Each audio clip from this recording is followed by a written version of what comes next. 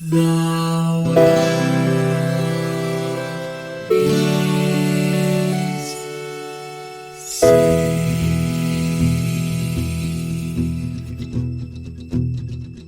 The living room's dark, save for light being cast from the big TV screen and the imminent sunrise that's teasing the one starry sky with whispers of morning. Georgewitt. It's George Witt. It's George Witt. Yeah, man, dude, we got our Mickey on this time, and not Castle of Illusion. No. We decided that per unit illusion, we needed to go big or go home. We needed a full world of illusion. And we made that decision partially because we're all about going big, but also partially because I can't remember anything anymore because I'm old. So here's a little behind the scenes for how we chose this game. I was like, dude, we should play Castle of Illusion. I loved that game when I was a kid. It's like, dude, we should totally play Castle of Illusion. I also loved playing that game as a kid. We should do that. And then, like a couple of days later, you texted me and you were like, "Did you mean World of Illusion?" Yeah, and I was like, I texted you saying did you mean World of Illusion? And you were like, yeah. You said no, Castle of Illusion. I was like, okay, that's not the one that I played.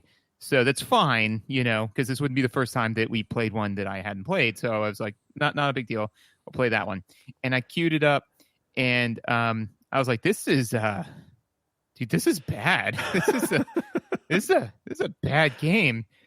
And so I actually have like my notes that I started on the other one, and I got about 15 minutes into it. I had like a page of like complaints that I knew I was going to have to prune down. And then I just for funsies, I queued up World of Illusion. And then that's when I texted you the second time being like, dude, please, we need to play World of Illusion. It's just so much better. I don't want to do this. Yeah.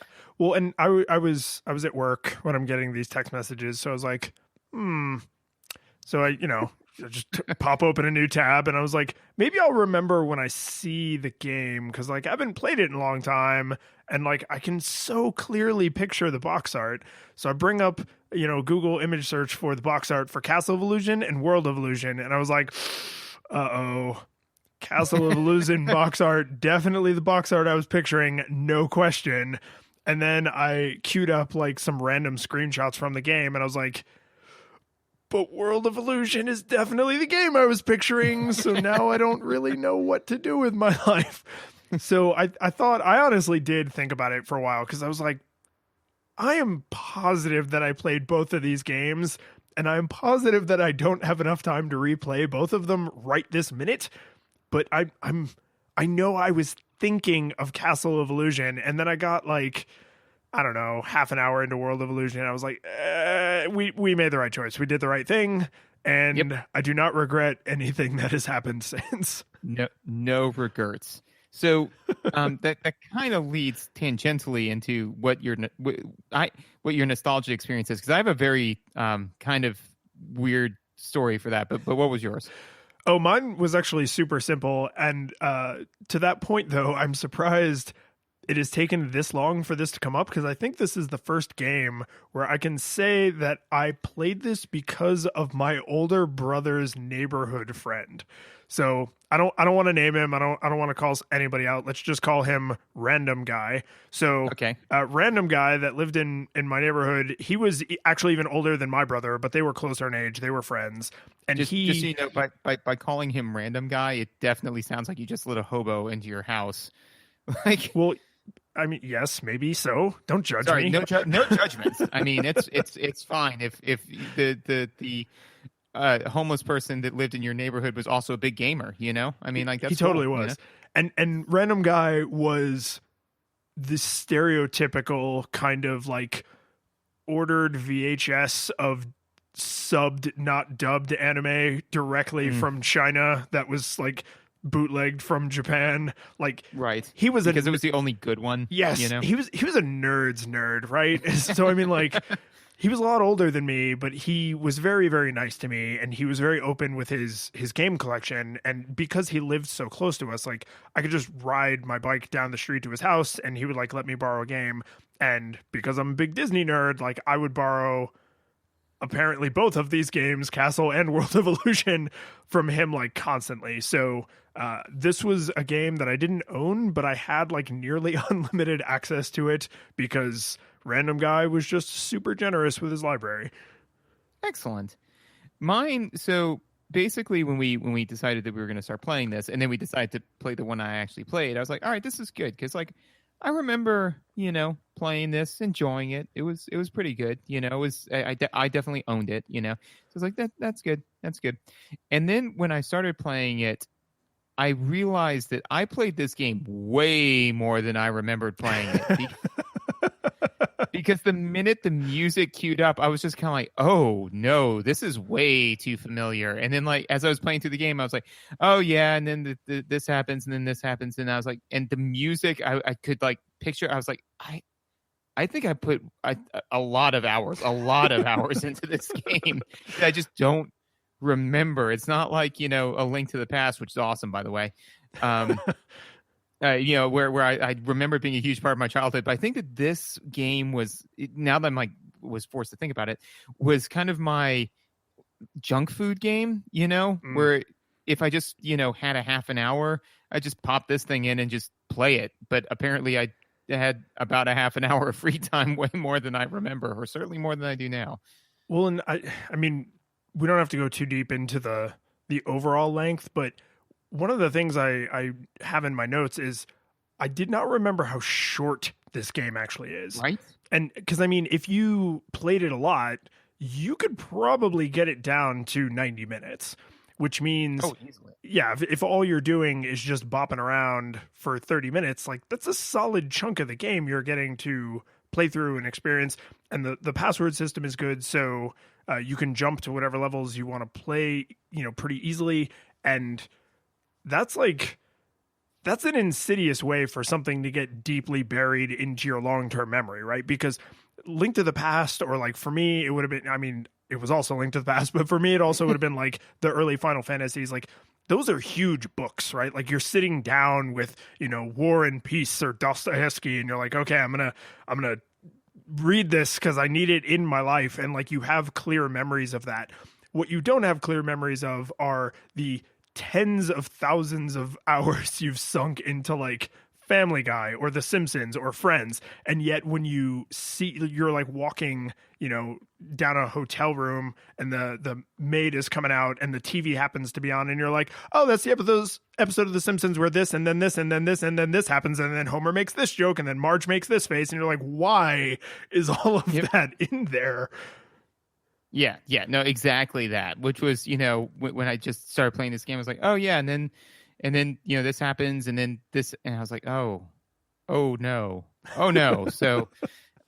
So, yeah, I actually have a bizarre kind of it was basically like I went into an area, and I was like, all right, good. Now I've got a very clear idea of what's going on here, a clear idea of what's happening, and somebody like reaches up and like paws at my face, and all of a sudden I realized I've been wearing the nostalgia goggles the whole time. I didn't know I had them on, and I was like, oh my god, so it was interesting. But you woke up in the Matrix goo and you're like, nothing's real. But instead it was a giant faced cloud in the middle of nowhere, and there were little like candy things around because so you realized your whole world was an illusion. I would say that yes, I would. I got nothing to that was pretty clever. I feel like that's the kind of terrible joke we usually end the episode on. So do we just like cut it now? Like, do we have to be done? All right, now let's talk about graphics. Yeah, let's do that. So, overall, I really liked the visuals for this one. I thought that, so visuals for the sake of visuals.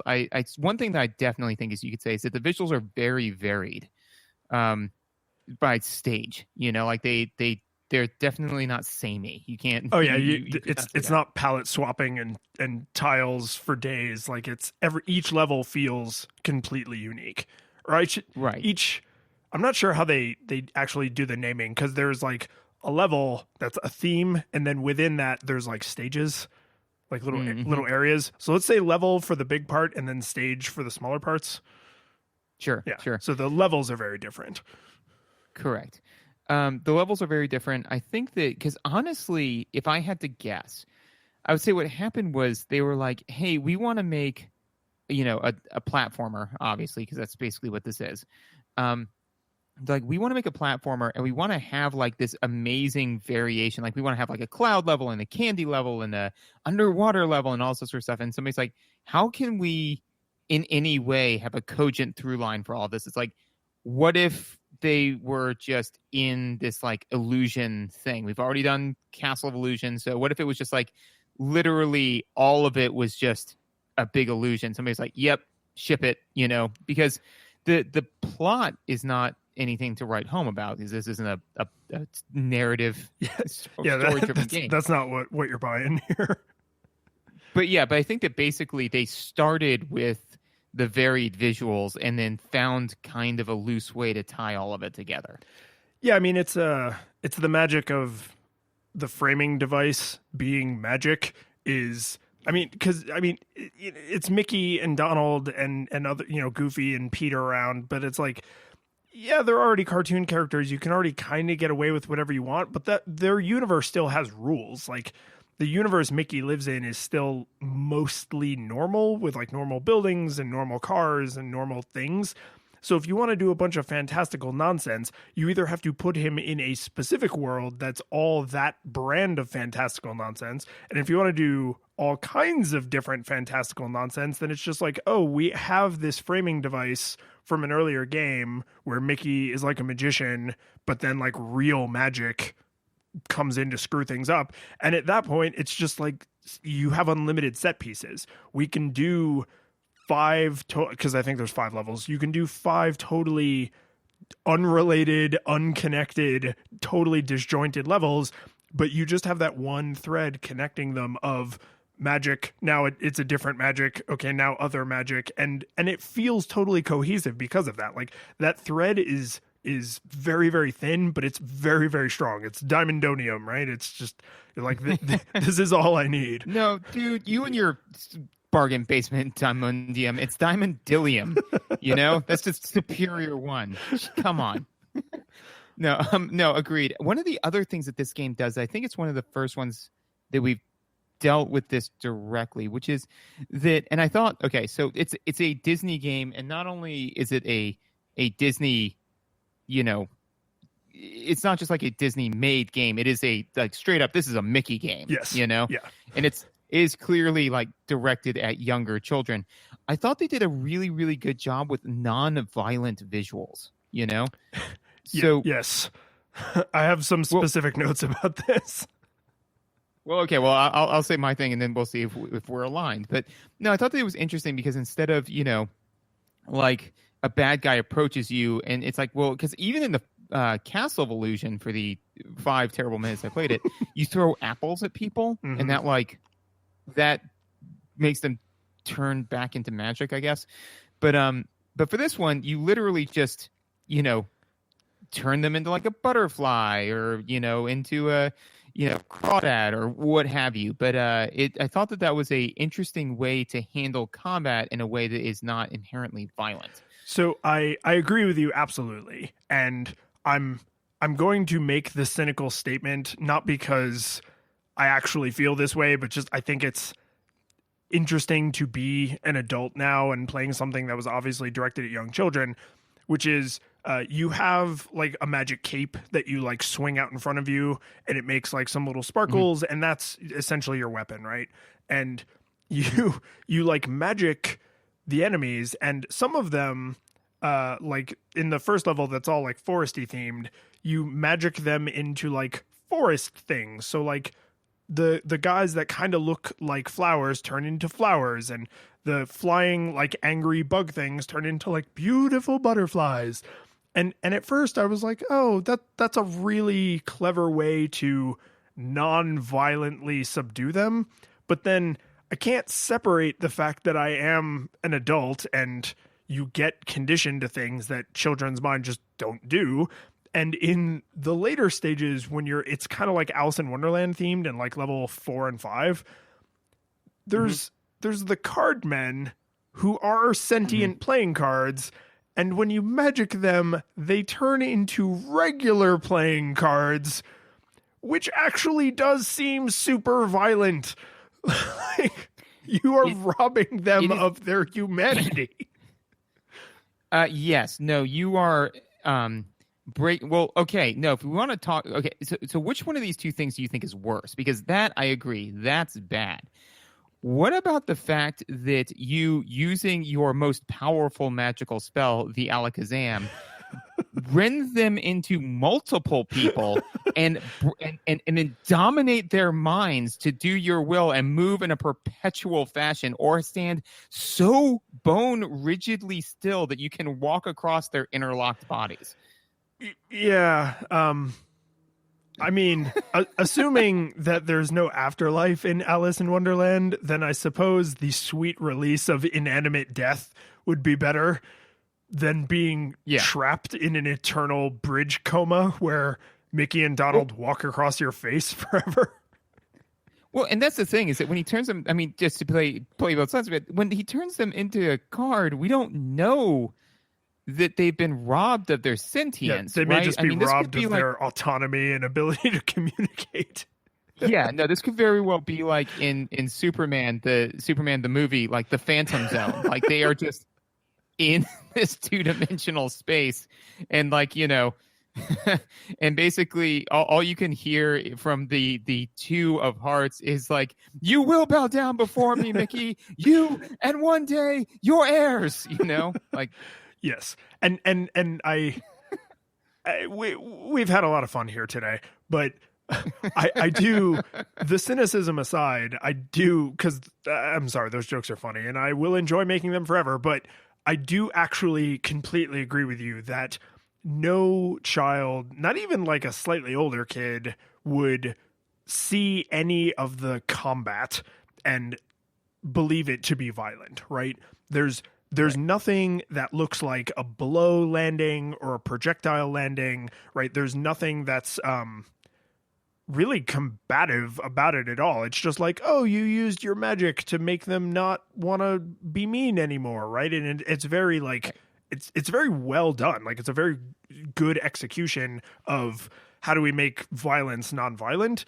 The reverse is handled in a different way, though, because when you get hit as Mickey, you say ouch, and Donald kind of does like a Donald yell, but I mean, like, you visibly look pained. I mean, it's cartoony, but like your face kind of twists up, and when you lose all your life, you sort of like just collapse, and then it just fades to black and the level starts over. So there's no indication that you died in the sense that like you died, but there has to be some visual way to indicate like, oh, don't let that happen, and then we took control away from you and you start back over at the beginning of the level, right? They still have to communicate it, but it's done in a slightly more obvious way. Like, oh, that guy threw a thing and it hit you in the face and Mickey said ouch, and nobody likes to say ouch. Yes. Two things on that. One is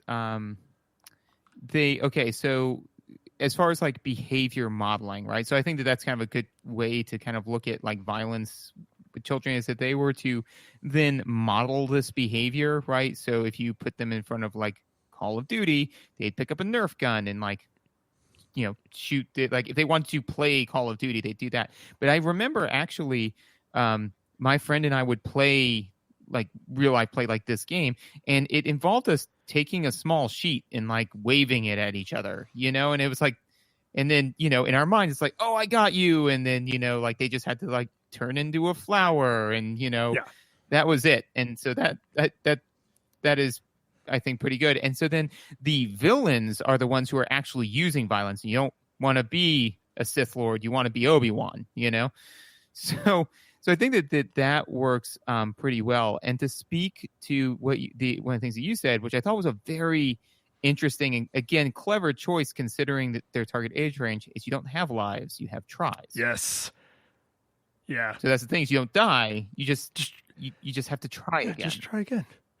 Yeah. No, and everything about the combat interactions seem like they were very carefully thought through. Like, we cannot give Mickey a pistol and have him shoot his way to Pete and then Gangland style execute Pete by shooting him through the back of his fat dog neck. Like, we just can't do that. And I know like people do lots of like gritty, you know, like fan art and stuff of Disney characters, and like there's some cool like gritty Disney princesses and things where like Ariel has like a hook hand and she's all like sea monster, and like, okay, I get it. But this is an official Disney product, and Right. there are, because we played Toy Story, which was a freaking mess, and there are lots and lots and lots of Disney games and games that where they licensed out Disney characters, and they're not all this well thought out from a visual perspective, let alone all the other stuff we still got to talk about. But each one of those little things, like, you don't hit people, you have like a magic cape, you don't, when you die, you just like kind of sit down and look like you're tired, and then you try again, and it says the word tries at the top of the screen, right? It's even your health meter is just like playing cards that are, when you have that hit point, you can see the card face, and when you don't, you just see the back of the card. It's not little hearts that get empty, it's not a number that counts down. Like, it's very safe and friendly, but it still communicates the same information. You don't want this meter to go all the way down. You don't want your tries to get to 0. You don't want the enemies to knock you out or whatever. Yeah, even the lives power-ups are like top hats, like for like a magician's hat, right? They're not like your head, where it's just kind of like, oh, well, you need another version of you. It's like, no, you just need this additional item to try again. There is one mistake though, in that the health is candy. But you collect playing cards. Like, the playing card should be the health, because that's what your health meter is. And it's one of those things, like, the second you realize that there's an incongruence there, you don't confuse them ever again. I just wonder why they made that choice. Yeah, I think if I had to guess, probably it was, just it especially in games of this era, it was just like power-ups are health, like it's health. So what would, what would increase your health? Well, candy would. Okay. But it's like, no, that's not the frame that we've put here, but it would just, to me, and honestly, in all of these other well thought out visuals, that one does seem, it stands out as sloppy, because everything else is pretty well pulled together. Real fast though, quick tangent. So sorry, when you said, like Mickey pulling out a gun and like shooting his way through the thing, I don't know why that my brain took that, and then like, because I thought like gritty, like what would a gritty Mickey reboot look like? And all I could picture was Mickey, driving a car, and Donald turning around, like putting the gun on the back of the thing from Pulp Fiction, and saying like, "You mean to tell me?" You're saying just blam, and just like, goofy, Pete, just yeah. So I am willing to slap bet that there is fan art of either Mickey and Goofy or Mickey and Donald in Pulp Fiction clothing. Ooh, no, because, you already owe me one, and I'm pretty sure that you're right. Right? Like, I think I've actually seen it. In all of the internet, I mean, certainly, I'm gonna just take a little note here. Pulp Fiction, which looks weird next to World of Illusion. Anyway, so we cannot talk about the visuals without, at least me, I think probably both of us, gushing about the character sprites, because not only are they absolutely gorgeously rendered and incredibly beautiful, but there are some details that I noticed in these character sprites that almost gave me pause, and I was like, oh no, have I been missing this detail in all the other games we've played, and now I need to like go retcon my feelings about the visuals? Or has the other games just not been doing this? And I'm pretty sure they've just not been doing this, which is, there is virtually no time, not none, but virtually no time where Mickey or Donald look like they are stamped onto the background, because whenever you are standing still, they kind of like look side to side, And like, Donald looks side to side. Mickey kind of looks up and like over his shoulder, and his pupils actually move where he's looking. And so you have this constant sense, because, you know, they're trapped in the world of illusion and they have to try and get to Pete so that they can escape. And you get this constant sense that it's like, oh, he's aware that he's not supposed to be there and he is looking for the way out. And when because there's an idle animation, and Mickey's idle animation, unfortunately, is his very stereotypical, like the way he looks like on a pocket watch, you know, with like the feet together. Yeah. And that I feel like wasn't the smartest choice, but Donald's idle animation is very like Sonic the Hedgehog, where he like looks right at the camera. But the rest of the time, if you only stand still for a second or while you're moving, they kind of like, they look up and they sort of look to the side, and they're not actually looking at any specific object, but because the world is very populated with, you know, deep background, midground, and then foreground, it always looks like they're looking at something. And the fact that like their pupils move around, and like when you duck as Mickey and you crawl, he actually, like, his pupils go up, like he's looking to make sure like nothing falls on him while he's crawling on the ground. I was like, this is so unbelievably thoughtful. Like, they really deeply look like they are aware of their environment. And I can't think of another game we've played where I would have said that about the characters. Like, Mickey knows he's in the forest, and when he's underwater, he knows he's underwater, and when he's in, you know, Gingerbread Land, he knows he's in Gingerbread Land. And even though it's the exact same animation in all of those places, the fact that he appears to be studying his surroundings really makes him feel connected to the environment. Yeah, no, I didn't really think about it.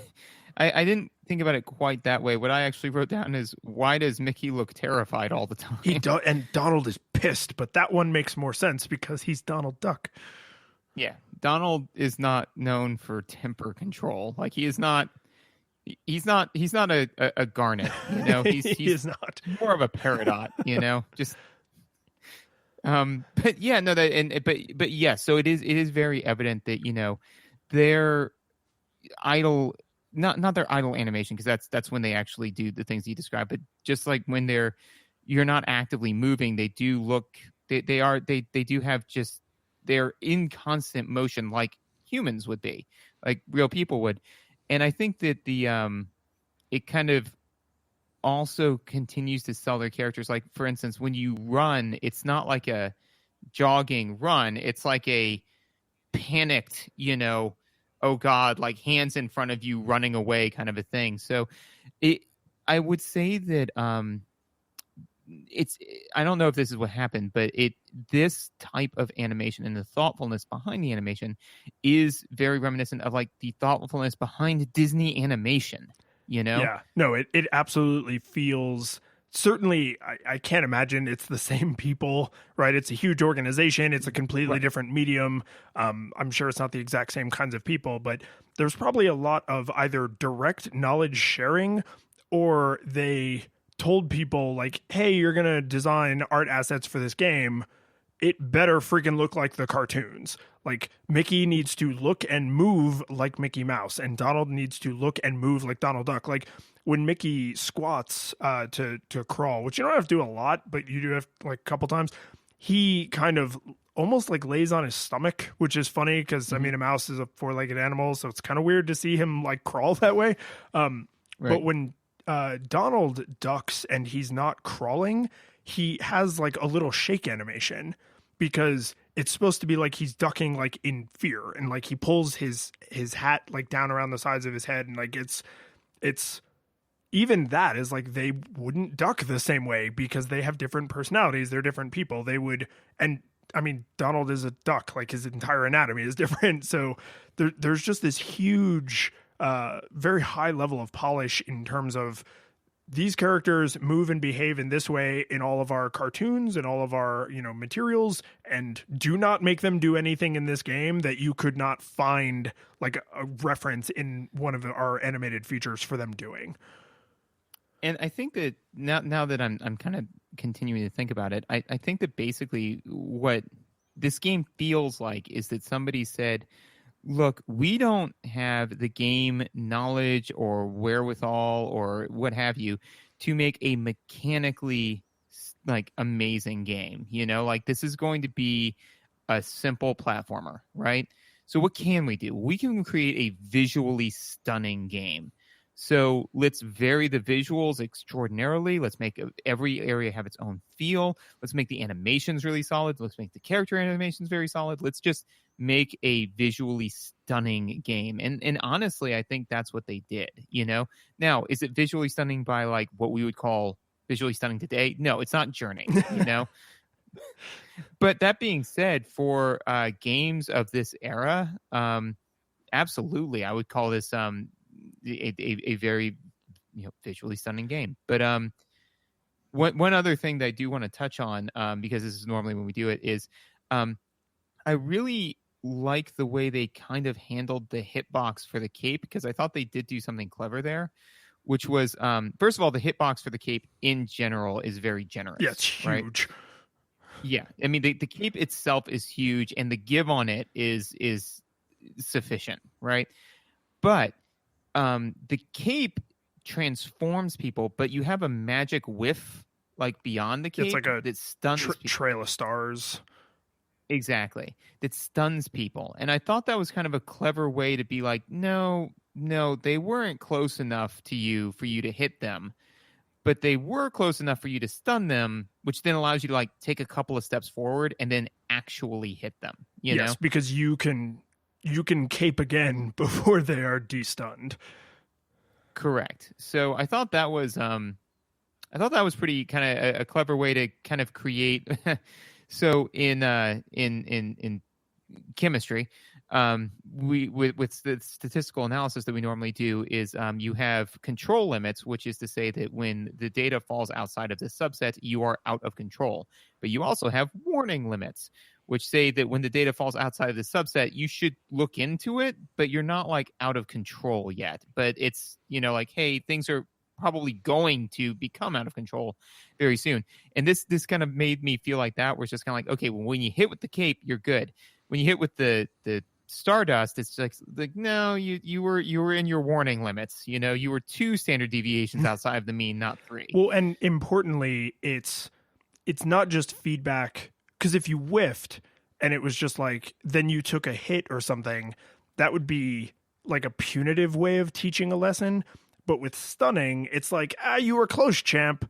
Like get in a little bit tighter and take another crack at it. And we're gonna have this card person, blink for a second and not move so that you can kind of set up and try again, right? Because a lot of the little mechanical stuff we'll get into more, like it definitely feels like they erred toward what would make this a little easier for a child, right? Or for someone who's not very experienced at video games. Because, this is like 92, I think. So, this is a time in history when you could totally imagine a young parent who's like a fan of Disney or grew up with the Mickey Mouse Club or something, who likes computers and technology, who's just like, oh, I'm going to try, this newfangled video game thing, right? Like I heard a lot more of my friends' parents casually, randomly putting Mario into the Nintendo in the 80s and 90s. I don't really hear about people that same age now casually being like, I'm just going to fire up Grand Theft Auto and see what's this whole Skyrim thing all about. Like, because the knowledge you need is so much more, and the controller is more off-putting, and the experience is more off-putting, and just everything is, there's like a way more complicated knock to get into the club, right? And right. In some ways, that's just an artifact of the technology advancing, and it really sucks that, like, if you're older or you're less technologically inclined or whatever your stereotype that's kept you out of the club has been, that knock is so much more complicated. But I could believe someone sitting down to this and not understanding right away how the cape thing works. And the reason I could say that is because I went through this. Like I flung out the cape, and when I realized that the stars hitting them made them like, go flashy stunned, I didn't immediately associate it with flashy stunned. I immediately associated it with they take more hits the further they are away. And that led to the identical behavior of, but then I can get in close and cape swat them and then they'll transform. And the reason I found out that it's stunning and not just making it take more hits is because I tried to Stardust someone into a transformation and you can't. And I was just like, cape, Yeah. cape, cape, cape, cape, cape, and nothing's happening. And I was like, oh, okay, I get it, right? But the end goal or the end result was the same. Like I still figured it out. Right. And so two things on that. One is they actually so to and this is kind of my capstone on visuals, but they actually with the enemy placement in World 1-1, they they actually, so that the ant people that attack you, there's a group of 3 and then a space and then the final one. So I know exactly what you're talking about. So even if you cape right before that first one tags you, the Stardust will hit the last one, you know? So basically they're set up so that way you can't not stun that guy. So even if up until that point you've always been tight and they've always transformed, then you're like, oh, huh, that last guy didn't die. And then you get in close to him and you hit him again. So at a minimum, you know that the Stardust has an effect, which I thought was very clever. And to speak to one of the other points you just said is something that I myself struggle with a lot, which is the issue, I think, is that so we've grown up with video games. We've known them for our entire lives, and we've been with them, the medium, as it's progressed. So the problem is that like you and I get really, really excited to share some of the games that we enjoy with some people who just have not been involved in the medium that much, right? For example, like, let's take The Last of Us, right? An amazing game, visually stunning, amazing story, really fascinating, right? And we're like, I want you to have this. But the thing is, their game literacy isn't high enough. That's not a bad thing. It just is what it is. So it's kind of like me saying to Teddy, like, hey, just so you know, Dune is a really, really interesting book.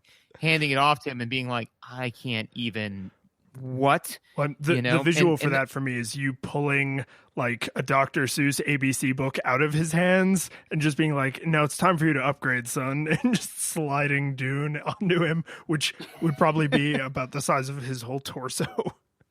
Yeah, it's just like, get on this. And so that's and that is to a degree on us, because I've got a friend of mine who recently just started getting the games, and there was like a game I'm like, you gotta play this game, it's so much fun, I enjoy it so much, and it was just not at all her bag. And so I was like, well, all right. And so over time I started like introducing more varied and different games, and then I was like, oh, okay, this one is actually a much, much better way to introduce you to this kind of medium. Yeah, and actually it was Minecraft, Nice. because it's like, because the first thing I gave her was like a first person shooter, and she was actually more adroit at it than I expected offhand. But it was just when it was like with Minecraft, it's like it allows you to take it at a much slower pace. It's a much more emergent, unfolding game. So anyways, to kind of wrap up this rambling up is I think that this game is very approachable, and I think that part of the issue is that a lot of the times we want to introduce people to the games that we really enjoy, but really we need to be mindful with the games that we introduce people to, because you need to give them a game that is at their game literacy level. Yeah, and I think you and I are both hyper aware of this right now in theory, and will become even more aware of it in practice, because we both have small children that we are going to expect to play video games and play video games with us and enjoy all the things we enjoy, because that's how parents work.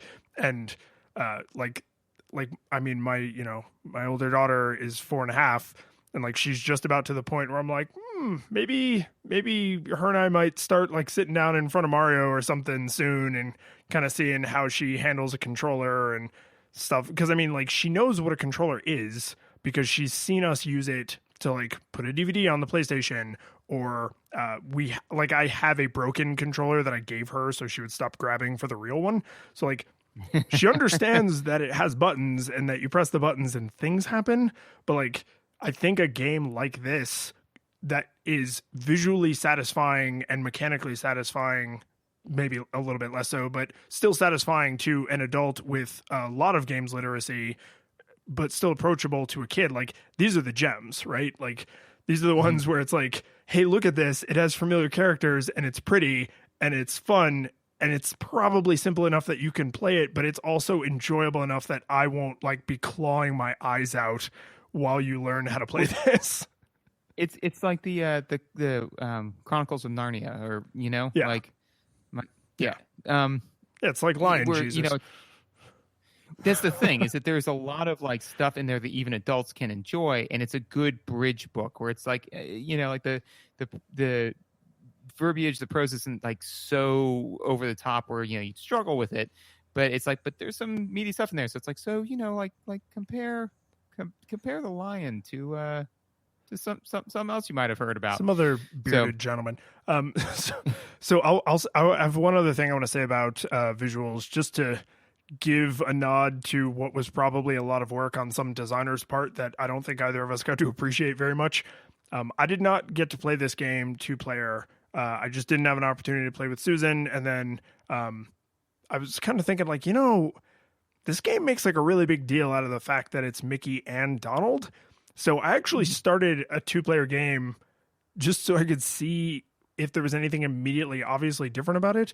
And Mickey and Donald can interact with each other in very, very simple ways. Like, if you magic cape directly at each other, they do respond. They don't take damage, but they respond like they got hit. And right. More importantly, you can do like a team jump.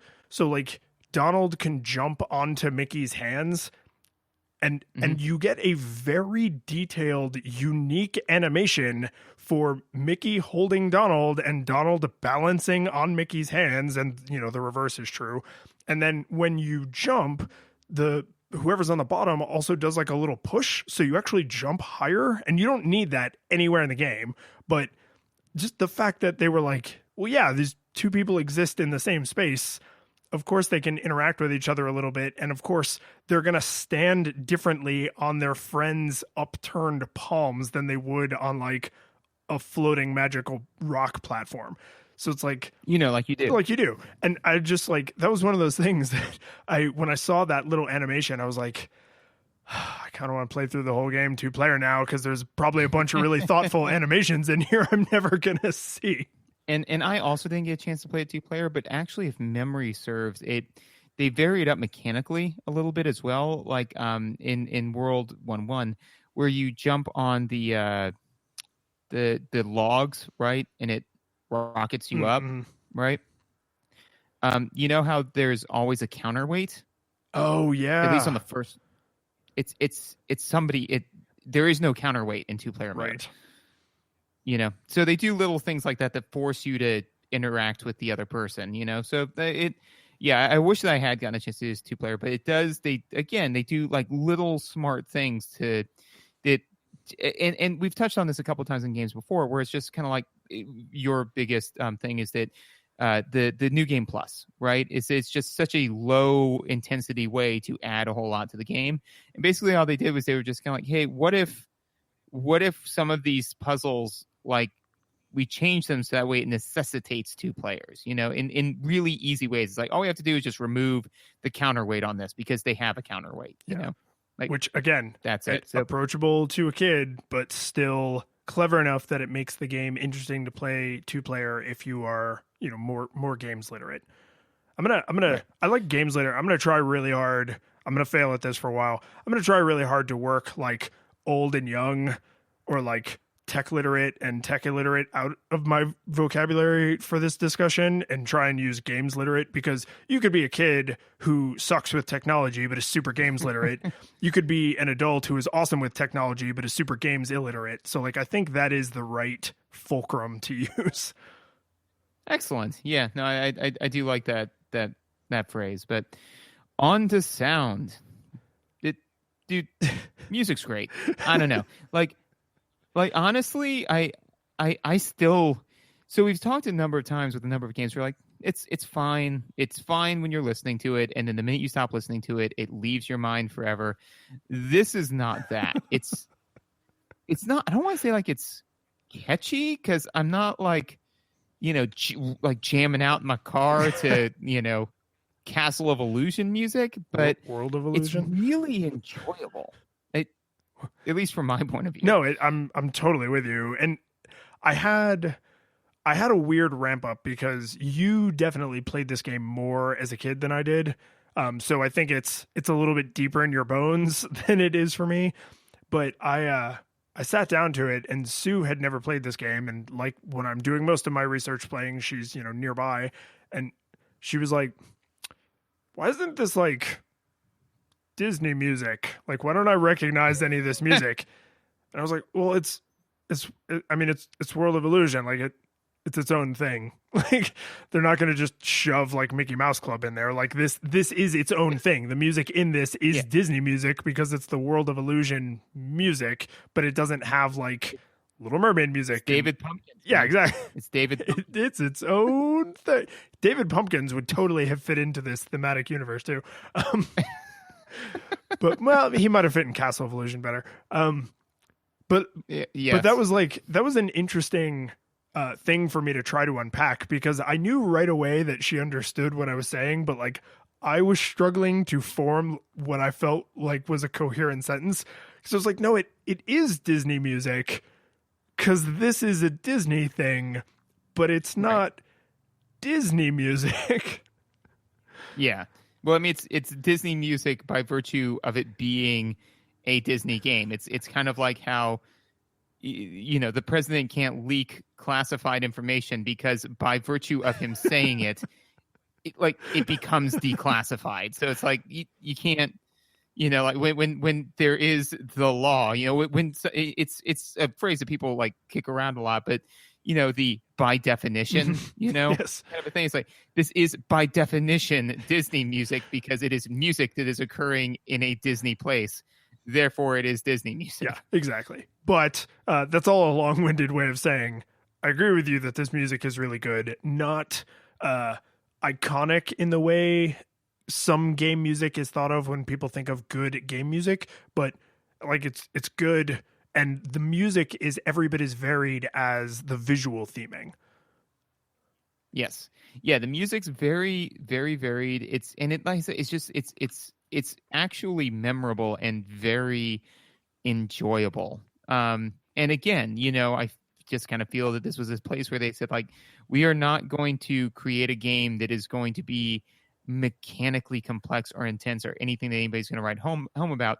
And I feel like there was somebody, I don't want to say like an exec. I feel like this would be just kind of, like a lowly person on the tone pole. That's like, nobody watches Disney movies, or at least back in the day. None of the old school Disney movies are like wildly complex in their plot. Nope. They're not thinkers. But what they are is musically and visually stunning. And in a good, enjoyable, digestible way to take in that type of story. And that's what this game is the audio, the music is very enjoyable. The visuals are stunning. And it's just kind of a nice low key way to just take in a video game. Is it anything that you're going to say like, they did this one mechanic? No, it's not that. The Little Mermaid isn't that, No, and I think the distinction that people rightfully make with Disney movies, and I think this would be true of Disney theme parks and the good Disney video games, is there's a difference between something that's, fun for the whole family and something that is for children. And having children, I have become very much aware of this distinction because there are things that my children like that I'm like, no, this is garbage and you're dumb and wrong for liking this. And then there are things that they like and I like, and we get different things out of it. My daughters love watching Animaniacs, not for the same reasons I love watching Animaniacs. But at the same time, every time my 2-year-old is like, Moana? I'm like, yes, we should listen to the Moana soundtrack because it is amazing. Right. Oh, yeah. No, I mean, luckily, Megan and I were very lucky because the two of the shows that Teddy asked for, because occasionally I ask for like Octonauts, and I'm like, I don't even know that one. Oh yeah, it's fine. It's innocuous as far as kids go, but it's just underwater, learn stuff about underwater stuff. But they do the one of those things in kids stuff that I hate. This is a great tangent.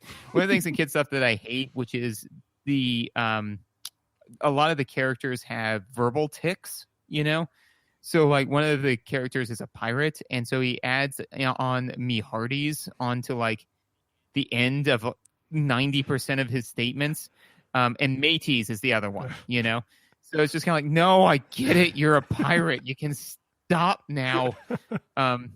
Whereas that's in there. That's fine. But Teddy, two of Teddy's favorites are Steven Universe and Avatar. Yes. Yeah. So occasionally he's like, I want Avatar. I'm like, yeah, you do. And it'll be funny though, because he's enjoying it from like the again, like with this game, like the fun visuals and like the music, and it's just kind of like a fun little thing for him. And I'll be like, so I'll like this is the next episode. He's like, no, I want to watch this other episode. I'm like, we are watching them in order because it's important, because otherwise this plot doesn't make any sense to me. And I know you don't care, and you really like this one episode because there's this one stunning visual in there, but I'm done watching that episode because I swear to God, if I don't get to see Zuko's beautiful storyline come to an amazing conclusion, because that's the next episode is when he confronts his father, I'm going to lose my mind. So that's what we're going to watch. Teddy. Yeah. So, but I think this is part of what makes Disney, right? Is that when they do video games correctly, when they do movies correctly, when they do theme parks correctly, when they do what they do, it is fun for the whole family and not it's something for kids. And Agreed. And I think that has not bled into their video game endeavors as nearly as well as it has with like their movies and their TV shows and the other things that they've done. But this, like, if they could just make more Disney games of like this caliber, where it's just like, hey, it's some familiar Disney stuff. It's also some new stuff that's just unique for this game or for this universe, because Castle and World are technically sequels. That would be like way better than the lame like movie tie-in or the kind of like cash grab, like, oh, it's a mobile phone game that's just like a reskin Infinite Runner. It's like, no, can you just make like a sequel to World of Illusion? Like that would be way cooler, because that was its own thing that you had to put smart people on and have them be thoughtful about. And just like there was like one or two frames of visuals that I was like, oh man, that's a bummer that they made that choice. The way Mickey says ouch when he gets hit, I feel like is the one like auditory blemish on an otherwise very successful soundtrack and sound effects. So I'm showing it to you now. These are my notes on visual on audio. So I got two, and one of them was Mickey's ouch sound hurts my ears. Yeah. So I actually, because I played through as Mickey like you do, right? And then I was like, God help the people who were like, no, man, Donald. It's like, really? When you can be Mickey, it's like, I'm a Donald. It's like, you do you, but yeah. I mean, I think Donald is often the star of very interesting and funny cartoons, but if I'm going to choose one of them as my avatar, I don't want to live Donald's life. No, Donald lives a hard life, But I specifically started a single player game as Donald just to see if his damage noise was as annoying, and it's like a very Donald like, the duck. I'm not even gonna make an attempt, but like the Donald Duck noises he makes, and it's that, but it's very short and it's like weirdly not loud. And I was like, oh man, I did not expect his damage noise to be the less annoying damage noise. Like, it is actually way less offensive.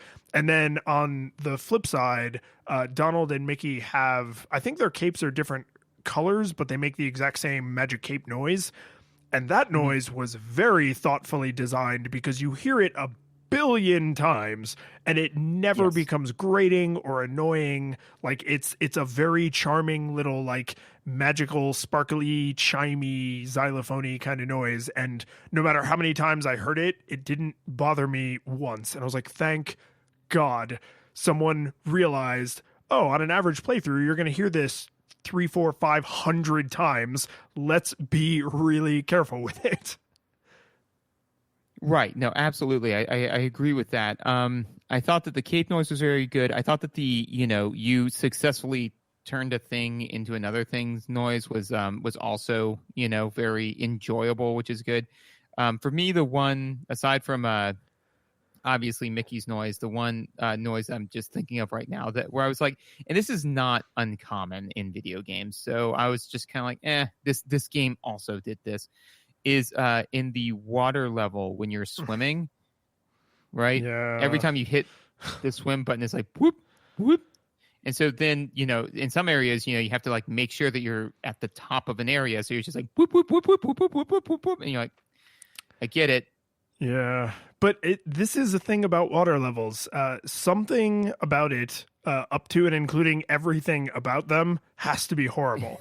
I don't know at what point in history all video game designers everywhere got together and said, so we all agree that water levels in our games will be terrible, and everyone in the room was like, aye, and motion passed. And it's just like there has to be an annoying sound effect or an annoying swimming mechanic or an annoying air breathing mechanic or an annoying iron boots mechanic, or there's some horrible hey, whoa.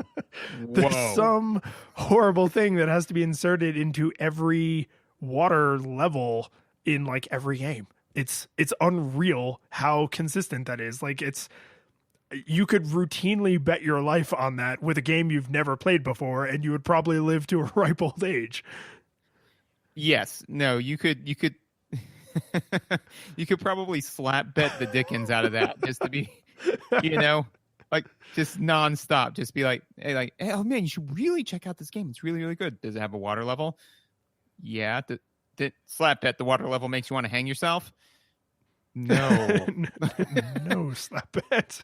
No slap bet. Yeah. But yeah, so and again, like I said, not uncommon for games to do that, where every single time you make the swim, you get the swimmy noise, and the swimmy noise was annoying, but you're not in the water level that long, and even in the water level, you're not in the water level that long. Yeah, like, yeah. Sometimes you're out of the bubble. Right, which is nice. So, meh. So what can I use my final comment about the audio to segue into mechanics? Because I think I have like kind of an interesting one. No? Okay. I mean, I'm sorry. the curtain falls. This episode just keeps ending. Please. So the one bit of music, because all the levels have charming music that I liked. The opening has its own little music that I liked and is very enjoyable. I really did not care for the boss music. I found that like noise that it makes just a little bit grating. And the reason it was only a little bit grating is because, and this is where I kind of segue us into mechanics here, is the boss fights are all like super easy and short, and they're mechanically all incredibly different and at least a little bit interesting. So as much as I disliked the music, I was very focused on the boss because each boss is unique and they don't last all that long because there's nowhere in the boss room to like restore your health, and they are trying to make this a family friendly game. So they kind of quickly move you through a boss interaction. So I was like, well, if there was a place in the game that had to have sort of annoying music, I'm glad they picked here because I don't spend a lot of time here. And then the victory music when you beat a boss is actually pretty good. So I was like, oh, okay, well. That's good. Yeah, no, I would even go so far as to say the entire game is very easy, but it's not unenjoyable. It's kind of like I'm trying to think of a good example. I wanted to use Kirby's Epic Yarn, but that one can actually get difficult at times. It's just the loss condition is super low. But no, is it the game itself is not. It's just not that challenging. But that being said, I don't think that challenge is one of the core aesthetics of this game. You don't boot this game up, like like slap it into your SNES or into your Genesis and say like, I am playing World of Illusion for the teeth gritting challenge akin to Super Meat Boy. Like that's not what you're signing on for. Again, it's like it's the visuals, is the music, the almost abnegation, where it's just like you can just play this game without focusing on playing the game. All of that. So yeah, I mean the bosses are pretty easy. The stages are pretty easy. With all that being said, I will say again, one of the blemishes on it is there are some truly weird difficulty spikes.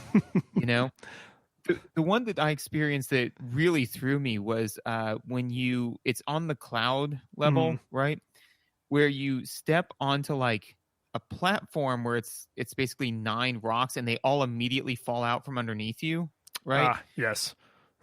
And then they all start to disappear, and then there's one rock you have to land on, right? It took me about 3 tries, literally 3 tries. Like I died 3 times before I realized that one of the rocks doesn't start to flash and disappear, and that's the one you need to stand on because it lines up with the platform you need to land on.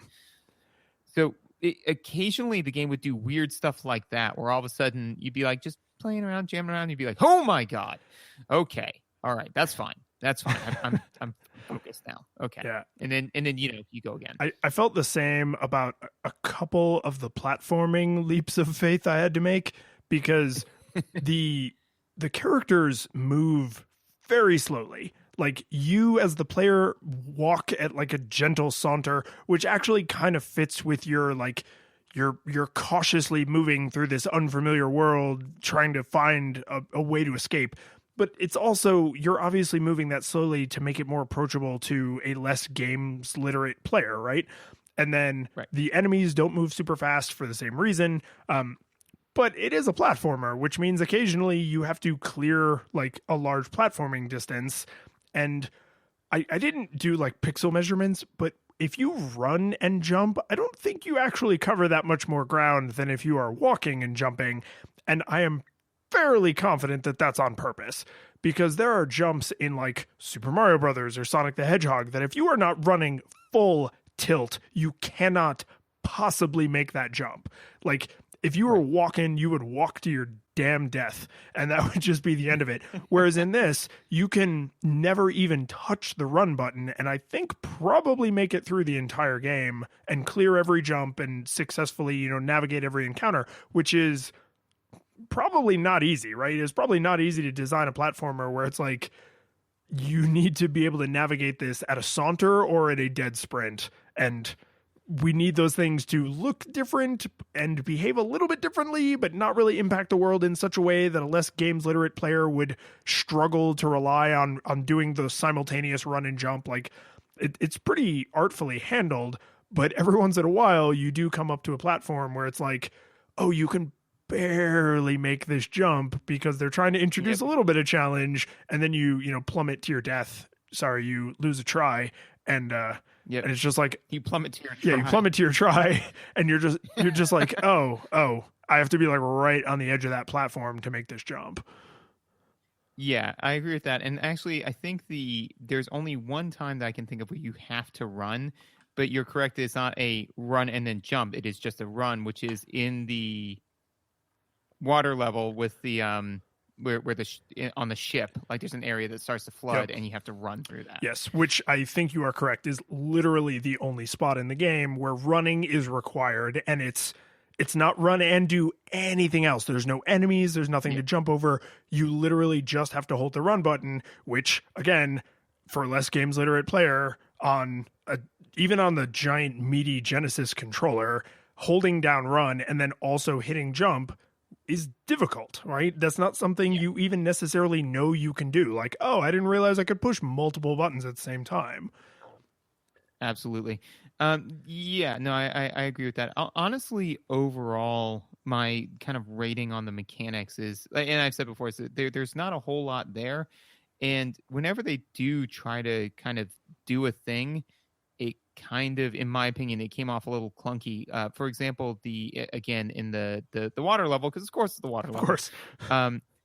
The tridents that fall down at you and the sharks that fire up at you, I thought their timing was really weird. Specifically, the tridents, like there would be a set of 3 that you had to run past. Like they would not trigger until you were basically close enough to the point where, like, they wouldn't trigger until you were already underneath them. So therefore, it behooved you to continue to move forward and move past them.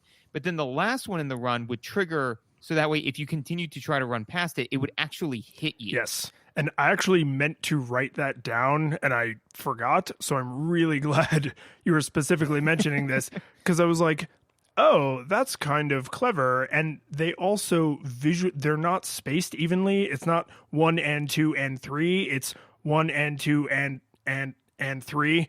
And so there's like just enough visual separation between the second trident and the third one where you might be like, oh, why is that one so much further away? Oh, it's already falling. I gotta slam on the cartoon brakes, right? And I was like, oh, they're trying to communicate to you that this may behave differently than what you just experienced. And then on the erring on the side of caution, you have a fairly generous health meter, because I took way more damage in the water level than in any other place in the game, including boss fights.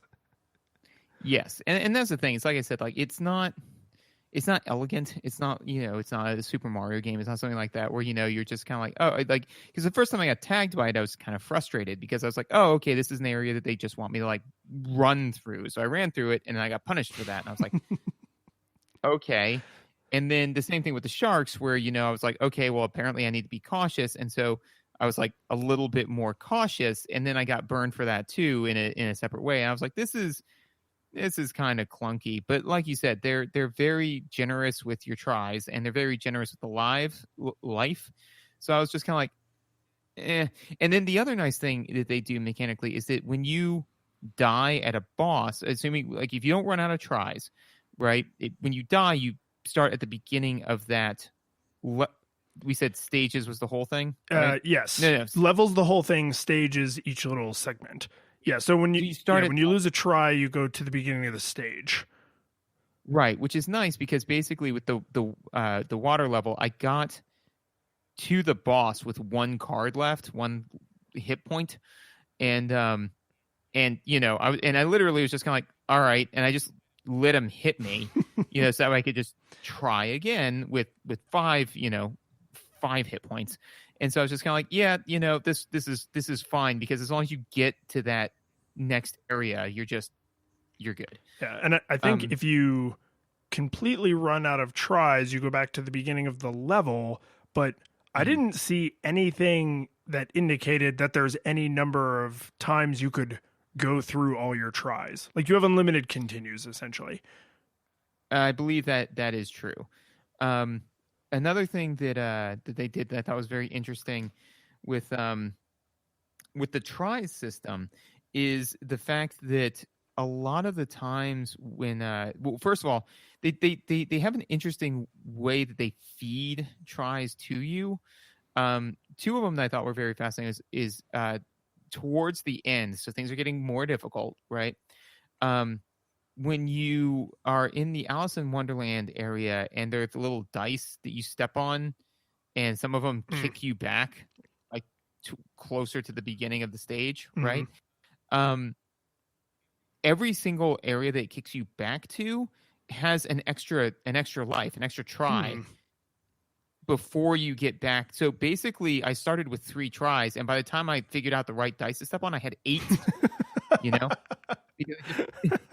So I was just kind of like, oh, I'm probably pretty solid. And then there was another area in the also in the Alice in Wonderland where I think it's right before you face big boss Pete, and where basically I got for whatever reason, and there's a try between the start of the stage and the end of the stage.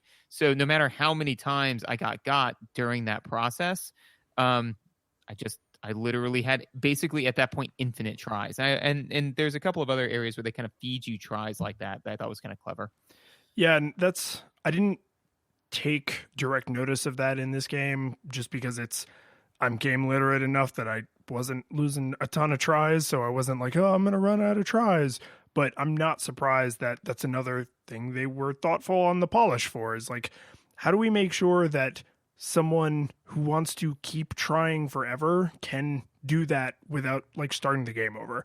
And I mean, that's also true of the password system, is even though the game itself is fairly short, maybe you really hate the water level and you want to jump over it. So there's passwords all throughout the game, to not to go to every single stage, but to go to like most of them. And they even specifically give passwords for single player Mickey, single player Donald, or Mickey and Donald together. So as a 8-year-old or 12-year-old or 32-year-old, whatever, like you have your password list, and it's like, oh, do I want to play by myself and I'm tired of Mickey's ouch noise? Where's my Donald password? Do I want to play, with my sibling or my spouse or whatever? Where's my Mickey and Donald passwords? And I think that is slightly, even though it makes for a much longer total password list, that's way simpler to give to, I mean, let's be honest, a kid. That's way simpler to give to a kid and say, hey, here is how you can pick this game up later and play from a specific spot, without saying, okay, so on the player select screen, select how many players are going to play and then go here and then do this. It's like, no, enter these 4 numbers and it will make several decisions simultaneously. And I think that that's way less flexible to an adult who's like, oh no, but I want to make these choices and I want this flexibility. But a kid is just like, I want to play with my brother and I want to start at level 3. And then they just look at their, their index card and they're like, there it is. Yep. That's the one to pick. Yeah. And so, one of the other things that I thought they did that was very interesting is, how hard momentum carries in this game. Which I'm trying to think, it's certainly infrequent enough that I don't think we've really run across it up until now, which is that not only does your momentum carry, it substantially carries. Like, for example, on there's a number of different times where you're on a moving platform. If you jump, you continue along, like you basically follow straight up Newton's laws of physics, like you continue with the momentum that has been granted to you by the platform you were moving on. So that was just very interesting. And once I got burned by it once, I immediately started to account for it. And they do, for example, in the cards in Alice in Wonderland that move side to side, they're moving pretty fast, right? But they do come to a halt. So the thing is that if you just jump at that point, it's all nulled. So it's kind of but it was just interesting to see a game that actually had you carry momentum, because and you can correct me if I'm wrong, it is a lot harder to do that in a game than it is to just say like you are entirely in control of your own destiny in that sense. I don't know if it's that much more technologically complicated. It's definitely not the industry norm. And then even then there are weird cases where there's like a hard line. So like, I'm thinking like in Sonic 2, or probably any of the good Sonic games, but in Sonic 2, there are platforms that move ludicrously fast, and those definitely impart their momentum onto you. And then if you're on just like any normal platform and you jump straight up as if you had been standing still, and the platform will just move underneath you. So there's somewhere in the code, there's like, if you are moving at this speed, no momentum transfers, but then you go, that number ticks up one more increment and it's like now 100% of the momentum transfers, which is obviously super unrealistic, but it's just a thing you got to learn. It's like, oh, in this universe, momentum never transfers. In this universe, momentum sometimes transfers. In this universe, it always transfers, right? You just have to know that about the controls. But I would say momentum never transfers is far and away the most common, and then with sometimes transfers being the distant second, always transfers has got to be a way third for any kind of cartoony platformer. Oh yeah, absolutely. And actually I have a funny side story to this. I was playing Borderlands at one point, and I was on a platform that was moving, and it was moving at very long distance. So I got bored and hit the jump button, and the platform just kept moving forward, and I fell to my death. And I went, oh, I guess we're not using Newtonian physics in this game. And Megan said, what do you mean? I was like, well, I jumped straight up, and the platform moved out from underneath me, and I fell to my death. And that's not, the real world. And Megan goes, no, that's right. And I'm like, no, like, and then I literally used the textbook example of if I am tossing a ball like a train. Right? Imagine there's a fly in the car with us. And so Megan like was still, just I think at this point just being stubborn, but she was just like, no, that still doesn't sound right. I'm like, honey, if it worked the way that you're proposing, then air travel would be impossible, because the moment that somebody got up out of their seat, there would be nothing but pink mist in the back of the plane as they immediately stopped moving, and the back of the plane hit them at 500 miles an hour. That's why they have those seatbelt signs all over the plane. Like, for the love of God, do not get up for any reason. Soil yourself in your chair. Do not stand up. Yeah, because good God, look at the horror. But yeah, so well, the story is it was weird to be in a game that was that realistic. Yeah, well, I mean, particularly with all the other theming. Exactly, but honestly, to be entirely honest, like I said, like I don't really have too much more to say about mechanics, because again, this isn't a normally in mechanics and gameplays where we have like the meat of it, but I honestly I feel like we've done the right thing, which is spend most of the time in the visuals and the music, because honestly, in my opinion, this game is unremarkable from a mechanics standpoint. It doesn't do anything that it really deeply stands out, but that's not what you're playing this game for. Well, it's not what you're playing it for, and I think the one super notable thing about the mechanics is there are no complicated mechanics. There's nothing particularly clever or novel, but what matters is the mechanics that are there are highly polished. The way combat works is highly polished. The tries system and unlimited continues is highly polished. The way you don't start with a full life bar, so it immediately communicates to you that getting more life is a thing you can do and that you should seek out, is clever and well done. And like, it's I mean, it's platforming 101, but it's like an A++ in that class, right? Like, this person did not come out of platforming 101 and they were like, oh, I'm going to make like a little simple platformer. This person came out and was like, I'm going to make World of Illusion, and you are going to remember it 30 years later. And I respect that. Like, you don't have to only do things that are novel, or only do things that are clever, or only do things that are unique to have good mechanics. You can have simple mechanics, but just execute really, really solidly on them. And that's what's happening here. Yes. So with all that being said, man, does it hold up? It does. It super does. And I'll be honest, I actually wasn't expecting it to. Like, because we, I think it's really fun to crap all over games that are bad, and we have certainly done our share of that. And I think it's also fun to like get to be delighted when something was as good as we thought it was going to be, or if it was better than we thought it was going to be. Like, I mean, when we played Link to the Past, like, we were not going to be like, oh, it was terrible, har har. Like, we knew we were going to gush all over that game. We knew we were going to gush all over like Super Mario World, right? Like, and there's nothing wrong with that. It's really a good feeling. I went into this kind of tentative, and honestly, I think it's Toy Story's fault. Like, Disney does not have an amazing track record for video games, and even though I remembered liking this game a lot as a kid, I was like, oh man, I don't know how this is going to look in the light of, matured game literacy. And I was like, yeah, it's a family game. Like, this is designed to be approachable for a new player, but it's still super fun.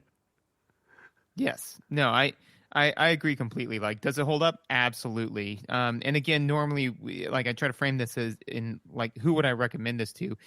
Families. Honestly, its play length is super approachable, especially with the password system. It's especially the 2-player multiplayer, which I didn't get to play a lot of, but from what I remember of it is, it's a great way to, because again, I could be player 1 and Teddy could be player 2, and if you take point, then even if he's kind of all over the place, like it brings the 2 players together. So I absolutely think it holds up, even if you're just playing by yourself as a 30-year-old, just you're like, yeah, I want to just do this. It's really a fun game, and it absolutely holds up. There's one thing that I want to touch on real fast though, which is about half an hour ago, you on Zelda Ocarina of Time with the iron boots, and I'm gonna need you to take that back, because take it back. No. Oh, okay. So you take it back, or we are feuding. This is going to be the thing that ends our friendship is the iron in the water temple, the iron boots. Yeah. This is what we're doing. We're feuding. No, we are feuding. We're feuding. Feuding. The curtain falls. The music plays. The credits roll. Then it all fades to black. And you're left by yourself. The fanfare is gone. There's no player 2 there by your side to share victories won. But as you slowly progress down the hall to your bed, a few great events leak back into your head from the time that you spent traversing the land, battling evil, fighting the darkness, just sword in hand. Your memories creep in with the edge of a smile.